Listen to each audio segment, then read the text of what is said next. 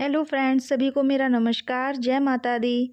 तो फ्रेंड्स, आज की जो वीडियो है वो बहुत ही आप सभी के लिए स्पेशल होने वाली है, क्योंकि नवरात्रे आने ही वाले हैं और नवरात्रों में प्रत्येक घर में दीपक की स्थापना की जाती है। और ये दीपक स्थापना करते समय किन बातों का आपको ध्यान रखना है, तो इसी को लेकर आज हम आपसे बातें करेंगे। दीपक से जुड़ी कुछ ऐसी रहस्यमयी बातें आपको बताएंगे, तो बने रहिए वीडियो में हमारे साथ लास्ट तक। तो देखिए, जब भी आप घर में दीपक जलाते हैं तो किन बातों का ध्यान रखना चाहिए, अर्थात घी का दिया, तेल का दिया या फिर वह तेल दोनों को मिलाकर दिया कब व कैसे जलाया जाता है, और दीप स्थापना में किन बातों का हमें ध्यान रखना है ताकि उसका शुभ फल हमें मिल सके और कभी अशुभ ना हो।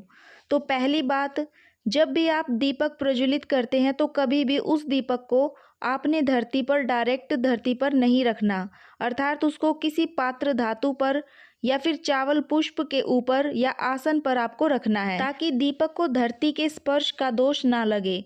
क्योंकि देवी भागवत में लिखा है कि जो व्यक्ति पुस्तक को बिना आसन के धरती पर रखता है और यज्ञोपवीत को दीपक को धरती पर रखता है, वह 100 जन्मों तक कभी भी ब्राह्मण के घर में जन्म नहीं लेता, अर्थात वह व्यक्ति दोष का भागी बन जाता है। और कालिका प्राण में भी लिखा है कि धरती माता सब कुछ सहन कर लेती है, किंतु जो व्यक्ति दीपक जलाकर डायरेक्ट धरती पर रख देते हैं उसका ताप माँ कभी भी सहन नहीं कर पाती। अब हम बात कर लेते हैं दूसरी दीपक से जुड़ी रहस्यमयी बात का। तो दूसरी बात, दीपक जलाने के बाद अपने हाथों को जल से जरूर धो लें, क्योंकि अगर हम हाथ नहीं धोते हैं तो दीपक उस व्यक्ति को फल देने वाला नहीं होता। जिस कामना को लेकर वह दीप जलाया गया है वह पूर्ण कभी भी नहीं होता।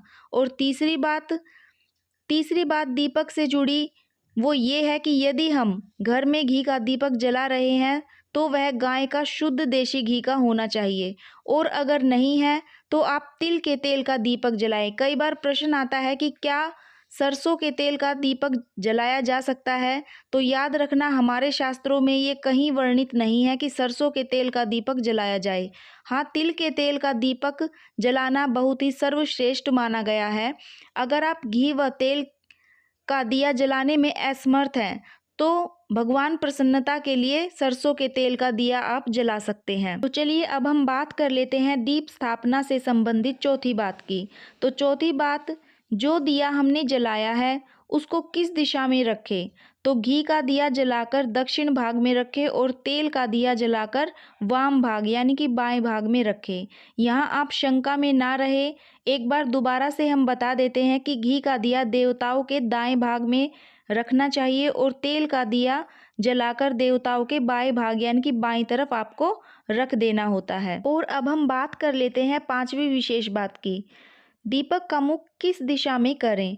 अगर आप दीपक का मुख पूर्व दिशा में करते हैं तो वह उत्तम आयु व सुख समृद्धि देने वाला होता है, और यदि दीपक का मुख उत्तर की तरफ करते हो तो वह धन धान्य देने वाला होता है।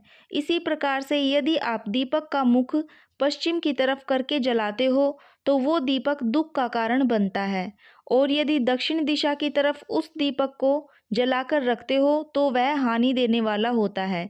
इसलिए आपको हमेशा दीपक का मुख पूर्व दिशा की तरफ या फिर उत्तर की तरफ करके रखना चाहिए। और चलिए अब हम बात कर लेते हैं दीपक स्थापना से संबंधित छठी महत्वपूर्ण बात की। तो दीपक में कौन सी बत्ती का प्रयोग करें। शास्त्रों में वर्णित है कि जो सतयुग था उसमें मणियों की महिमा हुआ करती थी, और जो त्रेता युग था उसमें स्वर्ण आदि की महिमा थी, और जो द्वापर युग था उसमें रेशमी वस्त्र की महिमा सबसे ज़्यादा थी, और कलयुग में कपास की महिमा सबसे ज़्यादा मानी गई है। इसलिए शुद्ध कपास की बत्ती आप खुद बनाकर जलाएं। और अगर तेल का दिया जलाते हो तो कलावे की बत्ती यानी कि रक्षा सूत्र की बत्ती आपको बनानी है। अब हम आपको बताएंगे सातवीं बात। तो सातवीं बात यह है कि बत्ती का आकार कितना होना चाहिए। तो कपास की बत्ती ना ज़्यादा बड़ी होनी चाहिए और ना ही ज़्यादा छोटी होनी चाहिए। मध्यम आकार की आपको बत्ती बना लेनी है और वो भी पतली होनी चाहिए। तो चलिए अब हम बात कर लेते हैं आठवीं और महत्वपूर्ण बात की, कि किस रंग की बत्ती आपको बनानी है। तो इसके बारे में भी हमारे शास्त्रों में बताया गया है कि जो दीपक आप दाहिने हाथ की तरफ रखते हैं उसके लिए सफ़ेद बत्ती, और जो आप दीपक बाईं तरफ रखते हैं उसके लिए लाल बत्ती का प्रयोग करें। ये तो हमने पहले ही बता दिया था कि प्रतिमा के दाईं अंग की तरफ घी का और बाएं अंग की तरफ तेल का दीपक आपको जलाना है। और देखिए, जो हम यहाँ पे 9वीं आपको बात बताएंगे वो आपकी प्रश्न से ही रिलेटेड है कि घी और तेल दोनों को मिलाकर क्या दीपक हम जला सकते हैं। जैसे कुछ लोग तेल में बत्ती बनाकर रख लेते हैं और घी के दिए में जलाकर रख देते हैं। तो इसके लिए शास्त्र में वर्णित है कि कभी भी तेल को घी के साथ और घी को तेल के साथ मिलाकर नहीं जलाना चाहिए।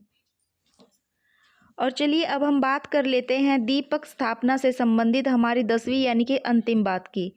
जो दीपक आपने जलाया है उसकी बत्ती की लो कितनी होनी चाहिए। तो जो आप दीपक जला रहे हैं उसकी लो यदि 4 अंगुल से ऊपर भी ताप दे रही है तो वह दीपक नहीं है, अग्नि का स्वरूप है। दीपक की लो शांत स्वभाव से जलते रहने वाली होनी चाहिए। और अब हम बात कर लेते हैं कि नवरात्रों में आप अखंड ज्योत लगाएंगे तो अखंड दीपक जब भी आप प्रज्वलित करते हैं तो कभी भी उसे बार बार उठाना या हिलाना नहीं चाहिए। ऐसा करने से हमारा जो अखंड ज्योति है वो खंडित हो जाती है।